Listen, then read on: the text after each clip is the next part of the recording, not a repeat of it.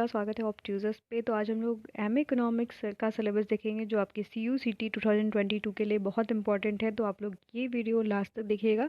अगर मेरे चैनल को सब्सक्राइब नहीं किया तो सब्सक्राइब कर लीजिएगा, बेल आइकन प्रेस करना नहीं भूलिएगा। तो हम लोग देख लेते हैं। फर्स्ट ऑफ ऑल आपका जो सिलेबस है उसमें माइक्रो का पोर्शन जो कि बहुत इंपॉर्टेंट है, जो आपके एग्ज़ाम में बार बार उससे सवाल आते हैं। तो पहले आपको जो है कंज्यूमर थ्योरी और बिहेवियर देखना है, जिसमें आपको demand utility indifference curve reveal preference theory and consumer surplus को कवर करना है। यानी कंज्यूमर थ्योरी में आपको demand utility indifference curve reveal preference theory and consumer surplus देखना है।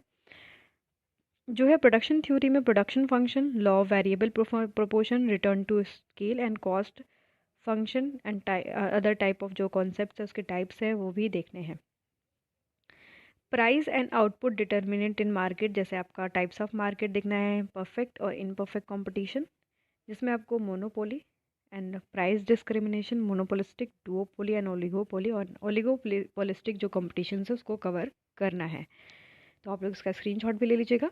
द जर्नल इक्विलिब्रियम यानी इफिशियंसी एंड वेलफेयर की बात कर लेते हैं। तो equilibrium and efficiency under the pure exchange and production, overall efficiency and welfare economics, externality, ये सब चीज़ें भी आपको कवर करनी है। तो ये आपका जो है माइक्रो का पोर्शन है आपके CUCT एग्ज़ाम के लिए। अब हम लोग बात कर लेते हैं मैक्रो इकोनॉमिक्स की, जो कि आपका इम्पॉर्टेंट है। इससे भी बहुत सारे क्वेश्चंस देखने के लिए मिलते हैं आपके एग्ज़ाम में, जिसमें आपका national income accounting, national income और इनकम आउटपुट डिटरमिनेंट, जैसे आपका हो गया aggregate demand, aggregate supply, effective demand principle and classical Keynesian theory, ये सब आपका आता है इनकम आउटपुट डिटर्मिनेंट्स में। थर्ड आपका पॉइंट है money inflation, demand supply of money, money multiplier, आप देख सकते हैं यहाँ पर मनी मल्टीप्लायर काफ़ी इजी है, high powered money, credit creation, role of reserve bank of India, commercial banks and the quantitative theory of money and the आपका Phillips curve, very important, Phillips curve आपका जरूर पूछता है।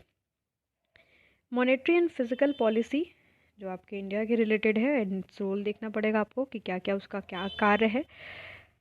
पांचवा पॉइंट जो है आपका देख लेते हैं कंजप्शन एंड इन्वेस्टमेंट फंक्शन, जिसमें हम permanent relative life cycle hypothesis देखते हैं। ठीक है, परमानेंट हाइपोथेसिस और आपका relative hypothesis and life cycle hypothesis. ठीक है, नेक्स्ट आपका है determinant of business fix investment, residential investment and inventory investment and multiplier accelerator. ये दोनों पॉइंट्स काफ़ी इंपॉर्टेंट है। और नेक्स्ट बात कर लेते हैं आपका ओपन इकोनॉमी में, जिसमें मंडल और फ्लेमिंग का मॉडल है, ISLM, BP curve, balance of payment, exchange rate, determinant and purchasing power parity, ये सब आपका जो है ये सब भी आपके ISLM तो ज़रूर पूछता है। इकोनॉमिक ग्रोथ की बात कर लेते हैं, जिसमें आपका हैरोड डोमर मॉडल आ गया, सोलो मॉडल, ये आपके एग्ज़ाम पॉइंट ऑफ व्यू से वेरी इंपॉर्टेंट है। अब हम नेक्स्ट जो पॉइंट है आपका स्टैटिस्टिक्स मेथड्स ऑफ इकोनॉमिक्स देखेंगे, जिसमें आपका मीन, मीडियन, मोड, डिस्पर्शन, स्यूनेस और आपका quartile deviation, average deviation, standard deviation, इससे ज़रूर देखने के लिए क्वेश्चन मिलते हैं। Correlation, simple regression model, probability distribution, sampling, ये आपके एग्ज़ाम पॉइंट ऑफ व्यू से वेरी इंपॉर्टेंट है।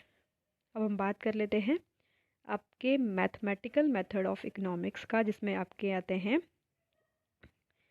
Sets and vector, function of one and several real variable, single and multiple variable optimisation. Next आपका इंटीग्रेशन फंक्शन, डिफरेंशियल आपका equation, determinants, matrices, linear programming, probability, differential equation. आपका mathematical में भी ये सारे questions इससे भी आपके देखने के लिए मिलते हैं। अब हम लोग जो है आपका इंडियन इकोनॉमी का बात कर लेते हैं, क्योंकि इंडियन इकोनॉमी भी बहुत इंपॉर्टेंट है आपके एग्ज़ाम पॉइंट ऑफ व्यू से। तो एक ओवरव्यू आपका जो है कॉलोनियल इकोनॉमी का वो भी देखना इम्पॉर्टेंट है। और माइक्रो ट्रेंड यानी national income, population, occupation structure, ये सब भी आप कुछ डाटा देख लीजिएगा इसमें। एग्रीकल्चर में देखेंगे agrarian structure and land relations, agricultural market and institution, credit, commerce and technology, trend in performance and productivity, ये सब भी आपको देखना है। रेलवे इंडस्ट्री की बात कर लेते हैं। तो रेलवे और आपका डी इंडस्ट्रियलाइजेशन डिबेट है, entrepreneurial industrial structure and nature of industrialisation and interwar period, and दिया है आपका last constraint to industrial breakthrough and labour relations. ये भी आपके आ सकते हैं। इंडिया और अब नेक्स्ट पॉइंट है जो फिफ्थ वाला, तो economy and state in imperial constant, आपका कॉन्टेक्स्ट में इसको देखना पड़ेगा। और लास्ट आपका छठवां पॉइंट है, last second, imperial priority and Indian economy, drain of wealth, starting में आपने पढ़ा होगा। International trade, capital flow, colonial economy, changes and आपका continuities, government and physical policy and new economic policy को ज़रूर कवर कर लीजिएगा क्योंकि ये सारे करंट के पॉइंट्स हैं। तो ये आपका सिलेबस का भी जो है इंडियन इकोनॉमी वाला पार्ट हुआ है। लास्ट पार्ट आपका है पब्लिक इकोनॉमिक्स, जिसको हम लोग पब्लिक फाइनेंस भी कहते हैं, वैसे पब्लिक इकोनॉमिक्स ज़्यादातर कहेंगे, फाइनेंस बाद में फाइनेंशियल से रिलेटेड होता है। पब्लिक इकोनॉमिक्स से आपका आएगा private good, public good, externality, budget, deficit, public depth, physical federalism in India. Taxation में आएगा economic effect, dead weight loss, distortion, efficiency, equity, consideration, tax incident, optimal taxation. Last जो point है वो आपका है इंटरनेशनल ट्रेड, जिसमें आपका आ सकता है एडम स्मिथ, रिकार्डो, हिक्सरोलिन and new trade theories, very important. तो ये सारे आपके पॉइंट्स रहे, सिलेबस रहे CUCT के। और याद रखिएगा मैंने CUCT का जो पैटर्न है उस पर भी एक वीडियो बनाया है, जो कि इसका लिंक डिस्क्रिप्शन में, आप जाके एक बार ज़रूर देखिएगा कि किस तरीके से आपका पेपर आएगा और क्या फॉर्मेट है, कितने नंबर ऑफ़ क्वेश्चंस आपको करने हैं जिससे कि आपका एग्ज़ाम पास हो जाए, माइनस मार्किंग है कि नहीं है, सारा उस वीडियो में दिया गया है। तो लिंक डिस्क्रिप्शन में, आप ज़रूर उस वीडियो को देख लीजिएगा। अगर आप मेरे चैनल पर न्यू होंगे तो सब्सक्राइब कर लीजिएगा और बेल आइकन प्रेस करना नहीं भूलिएगा। धन्यवाद।